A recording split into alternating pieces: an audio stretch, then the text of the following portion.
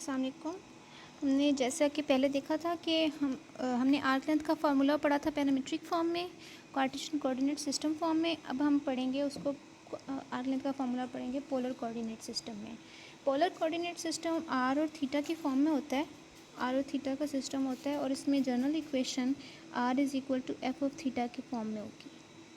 हमें ये भी मालूम है कि हमने जब पीछे पैरामीट्रिक इक्वेशन पढ़ी थी, तो पोलर कोऑर्डिनेट सिस्टम आर और थीटा में हमारे पास सर्कल की पैरामीट्रिक इक्वेशन गिवन है, x is equal to r cos theta and y is equal to r sine theta. इसमें x is equal to r cos theta में r की value जो हमने इक्वेशन नंबर 1 में देखी वो पुट कर देते हैं। ये बन जाएगी F of theta cos theta.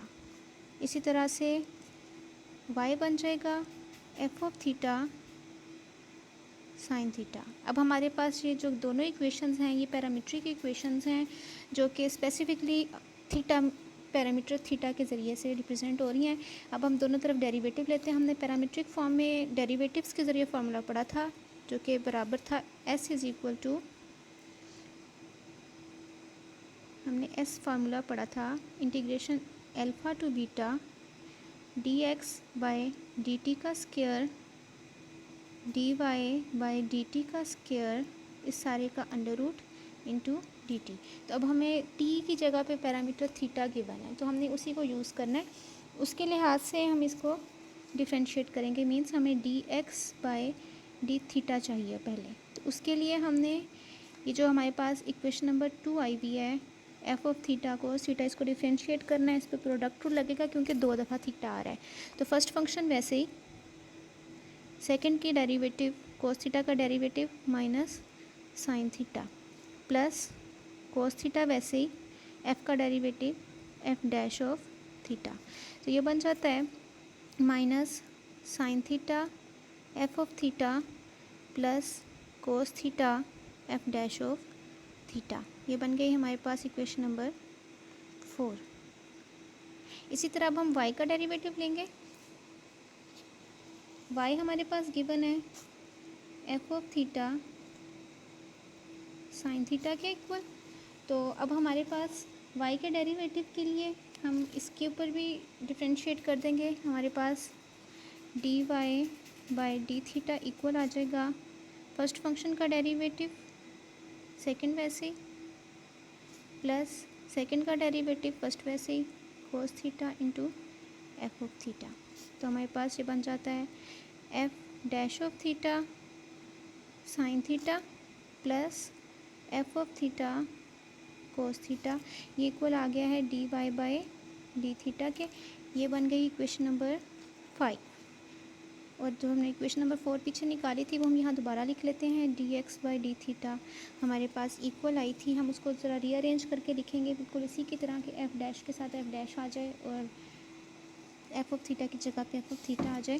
तो हमारे पास इक्वेशन बन जाती है f dash of theta cos theta minus f of theta sine theta. ये हमारे पास इक्वेशन नंबर 4 बनी थी।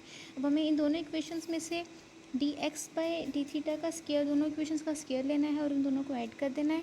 तो हमारे पास इक्वेशन नंबर 5 का स्क्वायर लेंगे और उसके अंदर हम जमा कर देंगे इक्वेशन नंबर 4 का स्क्वायर। तो हमारे पास हम पैरामीट्रिक इक्वेशन के फॉर्मूले की तरफ चले जाएंगे इस तरह। तो सबसे पहले हम ले लेते हैं d x by d theta का स्क्वायर लेफ्ट हैंड साइड की तरफ, लेफ्ट हैंड साइड में लेफ्ट हैंड साइड ऐड होगी और राइट हैंड साइड में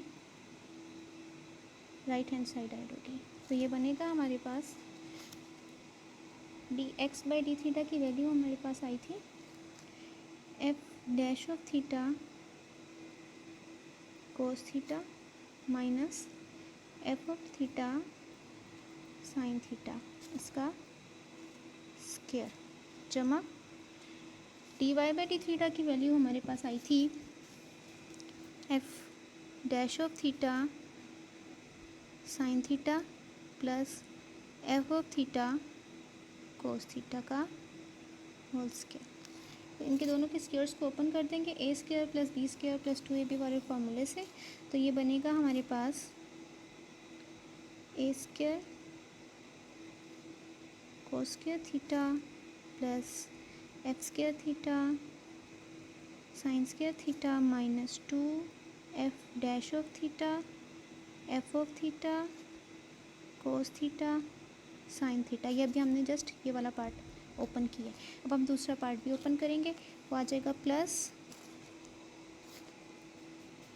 एफ डैश ऑफ थीटा का square into sine square theta plus f of theta का square cos square theta plus 2 f dash of theta f of theta cos theta into sine theta. ये जो दो terms हमारे पास हैं ये बिल्कुल एक जैसी हैं, ये दोनों आपस में कैंसिल हो जाती हैं क्योंकि ये दोनों टर्म्स डिफरेंट साइंस के साथ हैं और सेम है। तो अब हमारे पास बाकी बच रही हैं ये डैश वाली एफ डैश ऑफ थीटा के स्क्वायर वाली दो टर्म्स और एफ थीटा स्क्वायर वाली दो टर्म्स। तो हमारे पास एफ डैश ऑफ थीटा का स्क्वायर कॉमन आता है। किस किस में से कॉमन आता है? एक तो आता है हमारे इसमें से फर्स्ट टर्म में से आ जाएगा कोस स्क्वायर थीटा और सेकेंड टर्म्स में से आ रहा है साइन स्क्वायर थीटा। इसी तरह बाकी जो दो टर्म्स हैं उनमें से एफ थीटा का स्क्वायर कॉमन आता है और इसमें बच रहा है हमारे पास फिर से साइन स्क्वायर थीटा जमा कोस स्क्वायर थीटा। ये भी 1 के इक्वल है और ये भी 1 के इक्वल है। इसका मतलब है हमारे पास बचता है एफ डैश ऑफ थीटा का square plus f of theta का स्क्वायर। अब यहाँ पे डैश का मतलब क्या था? एफ डैश का मतलब था derivative of theta, derivative of function f with respect to theta, और फंक्शन एफ असल में आर था। तो ये बन जाता है d r by d theta का स्क्वायर। और यहाँ पे फंक्शन एफ असल में क्या था? आर का था, तो ये आर का स्क्वायर बन जाता है। तो इसका मतलब हमारे पास आ गया d x by d theta का स्क्वायर जमा d y by d theta का स्क्वायर इक्वल आ गया है r square plus d r by d theta के स्क्वायर के।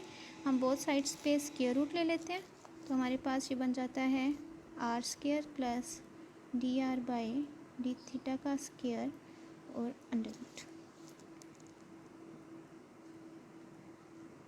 जमा d y by d theta का स्क्वायर और इसका। अब हमें बोथ साइड्स पे इंटीग्रेशन लेनी है और यहाँ पे लिमिट हमारी थीटा हो जाएगी, और क्योंकि हमारे पास वहाँ पे डी थीटा होता था तो अब हम उसकी जैसे हम डी टी लेते थे, अब टी की जगह पे थीटा आ जाएगा। तो हमारे पास दोनों तरफ इंटीग्रेट कर देते हैं। इस तरफ इंटीग्रेट करेंगे तो ऐसा आ जाएगा और दूसरी साइड पे हमारे पास इंटीग्रेशन आ जाएगी theta 1 to theta 2 under root of r square plus d r by d theta का स्क्वायर। और यहाँ पे पैरामीटर थीटा था तो हम थीटा के यहाँ से इंटीग्रेट कर रहे हैं। ये हमारे पास पैरामीट्रिक इक्वेशन, ये हमारे पास आर्क लेंथ की इक्वेशन है फॉर पोलर फॉर्म, ये रिक्वायर्ड है।